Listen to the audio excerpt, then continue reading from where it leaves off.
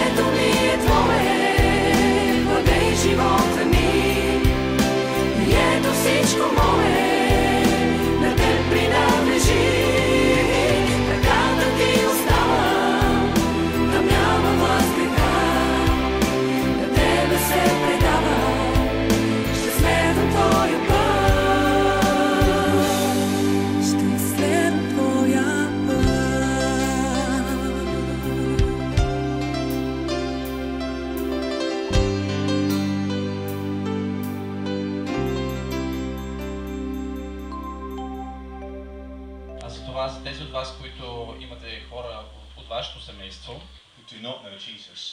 които не познават Исус, трябва да продължавате да им благовествате. I will just tell you my story. Hallelujah, hallelujah.